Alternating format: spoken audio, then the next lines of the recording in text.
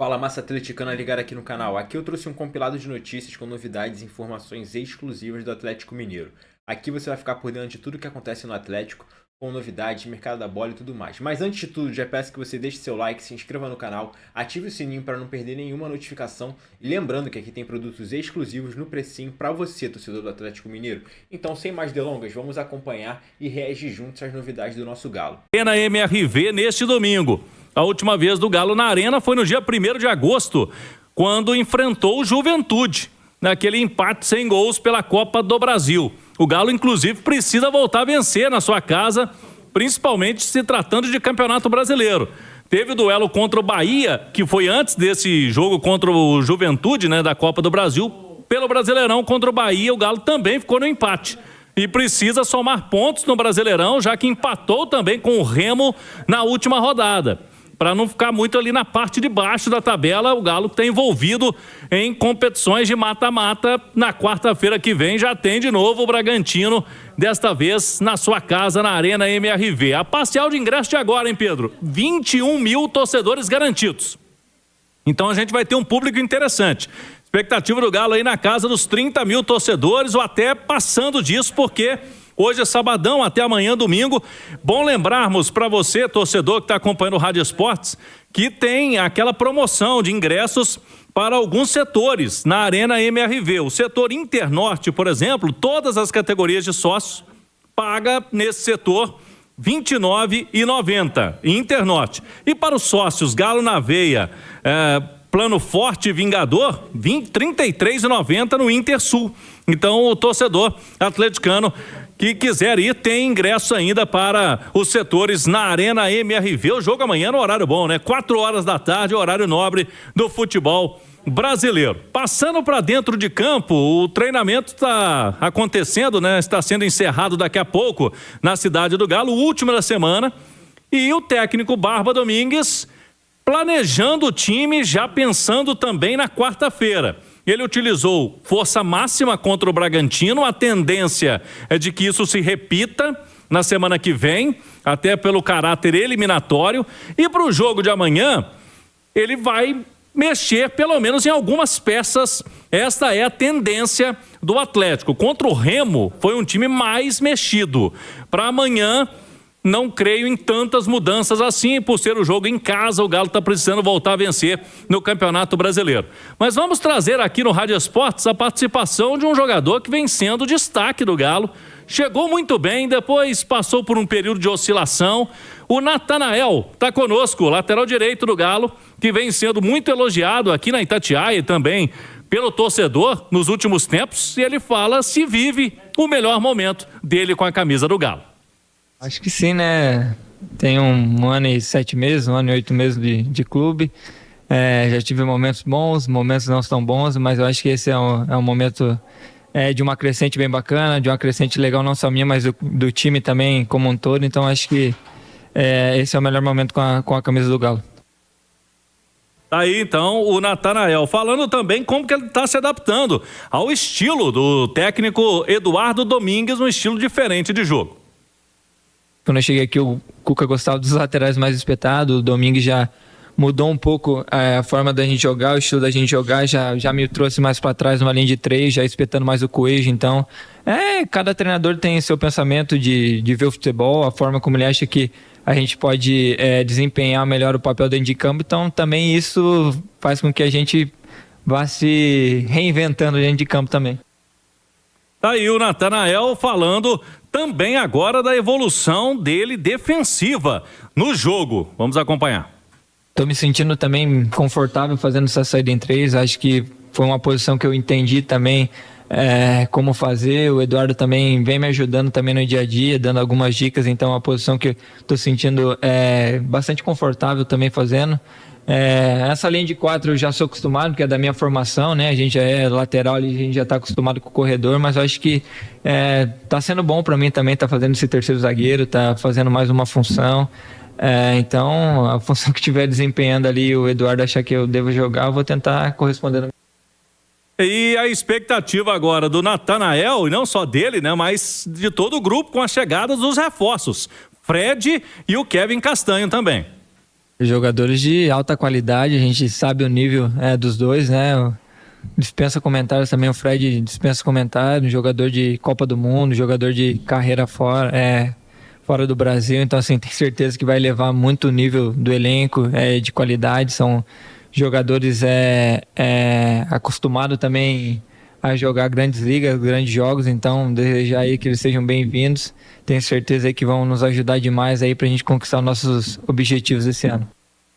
Tá aí então o Natanael falando aí em entrevista com o pessoal lá da Galo TV, na GaloCast, falou sobre vários assuntos e a gente trouxe alguns deles aqui no Rádio Esportes. Inclusive, Pedro Abílio, lá na votação do próprio clube, ele esteve ali entre os jogadores, entre os 3 para ser o melhor do mês, né? Então o Natanael tá aí em alta no Atlético, ele mesmo admitiu que é o melhor momento dele com a camisa do Galo. De Braganey, no interior do Paraná. Pouco menos de 5 mil habitantes. Natanael.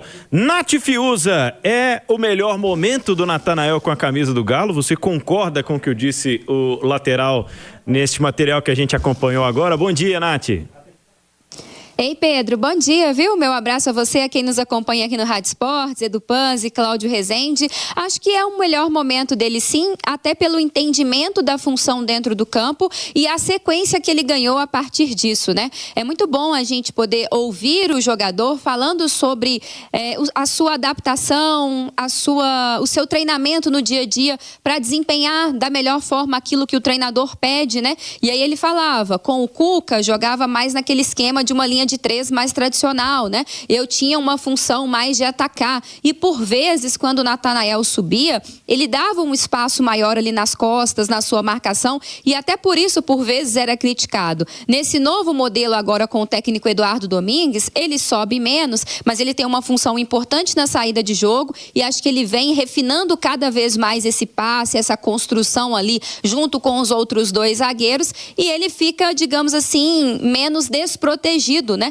Fazendo essa função como um terceiro homem ali em alguns momentos e dando ao Coelho a possibilidade de jogar um pouco mais espetado. E a própria presença do Coelho também o ajuda, porque apesar de jogar nesse sistema, isso não impede que o Natanael faça ultrapassagens em momentos. A gente já viu ele subindo para cima da linha do meio-campo, contribuindo com um passe mais longo, mas o Coelho é um cara que corre muito, né? Então ele também consegue ser um assistente do Natanael, digamos assim, no momento em que ele tem um pouco mais de liberdade para avançar. No início da temporada, com a chegada do Preciado, eu mesma disse que eu acreditava que o Preciado seria o titular ali na lateral, até pela a vivência, a experiência dele como um lateral de seleção e que o Natanael perderia espaço. Mas ele conquistou essa vaga no time por méritos próprios, pelo bom desempenho, por esse entendimento tático, até de jogar com mais de um treinador em estilos muito diferentes, né? E agora o Preciado vem novamente ganhando o seu espaço, mas numa outra função, um pouco mais adiantado, e eu acho que isso mostra a confiança que o Eduardo Domingues tem no Natanael. Ô Edu Panzi, como é que você vê a evolução do Natanael em termos defensivos, como ele falou aí, né? É uma situação de se elogiar o jogador que se adapta dessa maneira, com essa humildade, né? Afinal de contas, ele praticamente virou um zagueiro. Bom dia, Edu. Tudo bem, gente? Um abraço a todos. Eu não acho que é coincidência, né? Não é a evolução do Natanael, é a evolução do Atlético. O Atlético tem evoluído, é o melhor momento do Atlético, é o melhor momento defensivo como equipe do Galo. Coletivamente, ao se defender, o Atlético está bem melhor. Os últimos 10 jogos, são 6 desses 10 sem sofrer gols. Então, o momento coletivo, ele nitidamente reflete no momento individual de cada um dos atletas. É o melhor momento do Natanael, é o melhor momento do Preciado, é o melhor momento do Juan, do Lianco, que infelizmente se lesionou, é o melhor momento do Renan Lodge. Há uma briga à frente da cabeça da área, para quem vai ser o volante, primeiro, segundo volantes, para proteger esse sistema defensivo. Automaticamente, quando coletivamente uma equipe começa a funcionar e um setor se destaca, e no Atlético o setor que mais tem se destacado é o setor defensivo, e quando eu falo setor defensivo não se resume a zagueiros, laterais e volantes, porque a defesa começa lá na frente. Hoje o Atlético é um time que marca melhor do que ataca. Aliás, o Atlético tem tido problemas ao marcar quando ataca mal. Foi assim no último jogo, a gente estava junto na transmissão. Às vezes em que o Galo atacou mal, errou um passe, errou o penúltimo passe, deu contra-ataque ao Bragantino, a coisa estoura lá atrás. Aí a equipe tem que correr para trás, aí está desorganizada. Mas quando o time está organizado, a defesa está montada, tem se destacado. Então a melhora do Natanael, ela é uma consequência da melhora coletiva do time. E automaticamente a maioria dos atletas melhoraram individualmente. O futebol é um esporte coletivo. Não existe destaque individual sem que o time coletivamente esteja ajustado. E quando o time está ajustado coletivamente, os destaques individuais aparecem. Você pode não ter todos os destaques individuais, mas muitos destaques individuais você vai ter. Quando coletivamente uma equipe está mal, raramente você tem um destaque individual. Aliás, o do Atlético, quando estava mal, quem que era o único destaque individual? Vitor o goleiro. O Everson, né? O goleiro, porque tudo explodia lá atrás. Esse continua muito bem. Esse o time coletivamente ou não rendendo, tá bem já há muitos anos, que é o Everson. Então, cara, para mim a melhora do Natanael é como a melhora de outros atletas, porque coletivamente hoje o Atlético é um time que joga melhor. Vamos falar de times então, vamos falar de Galo e Grêmio amanhã 4h. O Cláudio Rezende vai trazer pra gente uma possibilidade, o que o Eduardo Domingues vai fazer, principalmente pensando no meio de semana, né, que tem já o jogo da volta contra o Bragantino, mas Paulo Azeredo, o que está pensando o Grêmio para esta partida? Como chega o tricolor gaúcho pro jogo de amanhã? Abraço, bom dia, Paulinho. Tudo bem, Pedro? Abraço pra você, do Panzi, Nath, também quem tá ligado com a gente no Rádio Esportes aqui da Itatiaia. Olha só, Pedro, o Grêmio tá terminando o treinamento agora há pouco, embarca à tarde aqui para Belo Horizonte, chega por volta de 5 da tarde aqui na capital mineira. E o técnico do Grêmio tem todo mundo à disposição. O time tá todo à disposição. Aí você fala, pô, mas você falou que tem uma dúvida no meio campo. É se vai estrear ou não o novo reforço croata Krovinovic. Krovinovic, que foi uma indicação do Luiz Castro, treinador do Grêmio, né, o português, veio a pedido dele e pode ser que ele estreie. É um meio campista. Ele tanto tem poder de marcação, como também sai bem pro jogo. E aí, se isso acontecer, a estreia do Krovinovic, o Nardoni, que foi contratado recentemente também, um argentino, roda nessa aí no time. O time tá com moral, vem de classificação na Copa do Brasil, a vitória também contra o São Paulo no Campeonato Brasileiro, mas o foco total neste momento é mesmo o Brasileirão para o time do Grêmio, apesar de 2 grenais que vem pela frente aí nas decisões da Copa do Brasil. Então vamos a um provável Grêmio aqui para pegar o Galo amanhã na Arena, com Everton, Diego Caito, também Gustavo Martins, Wallace e Marlon. O meio campo com Noriega, Vila Sante, aí a dúvida, Nardoni ou Krovinovic. E na frente o Pavon, tá com muita moral, hein? Jogando de ponta agora o Pavon. Ainda o Amuso e ainda o Carlos Vinícius, que tá em vias de renovar com a equipe do Grêmio. Recebeu uma proposta essa semana do futebol mexicano, do América do México, mas ao que parece segue conversando para renovar o seu contrato, o bom centroavante Carlos Vinícius, da equipe gremista, viu, Abílio? E o Galo, Cláudio Rezende? Vamos lá, Pedro. O detalhe é que o Grêmio não joga, né? Copa Sul-Americana, nem Libertadores, não jogou no meio de semana e não joga no próximo meio de semana. Diferente do Galo, e por isso que o Atlético a gente vai deixar algumas dúvidas. O Natanael mesmo. O jogo anterior, o Preciado entrou, o Preciado vem jogando bem. Pode ser uma mudança. A zaga não tem muito o que fazer, né? A zaga vai ser o Juan e o Vitor Hugo, até pela escassez de jogadores disponíveis neste momento com a lesão do Lianco. Na esquerda, o Renan Lodge deve jogar porque ele não atuou contra o Remo. Vocês vão se lembrar, ele estava suspenso. E aí a tendência é que jogue o Renan Lodge. No meio-campo, ele tem algumas alternativas. Ele pode manter o Alan Franco, normalmente joga todas, não é um jogador que fica fora. E aí o Maicon, pode dar uma seguradinha ali no Maicon. Ele tem o Tomás Pérez, né, que já não vem jogando algumas partidas. Pode ser uma alternativa, jogar Tomás Pérez e Maicon. Eles fizeram a dupla ali no início, né, no pós-Copa. E aí tem algumas situações. O Bernard foi titular lá contra o Remo, dá uma seguradinha no Bernard, ou mantém porque é um jogador importante ali junto com o Vitor Hugo. No jogo anterior, segurou o Vitor Hugo. Pode ser que dessa vez ele faça o contrário. Lá na frente, Coelho e o Cassierra. Eu acho que o Reinier fez 2 jogos. Eu tô apostando o Cassierra para amanhã, viu, Pedro? Ele fez 2 jogos, o Reinier, fora de casa. E normalmente em jogos em casa ele utilizava mais o Cassierra, quando fez opções, né, e não só agora pelo Renier, mas lá atrás também. Vou me lembrar do jogo contra o Vitória. Fora de casa ele escalou, o Barba Domingues escalou o Renier.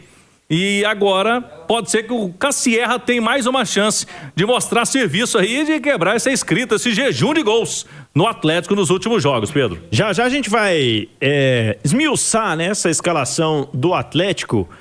Mas eu quero saber antes de vocês, Nath e Edu, o que o Grêmio pode oferecer de perigo em relação ao jogo de amanhã? Como é que vocês imaginam a postura do Grêmio? Começando por você, Nath.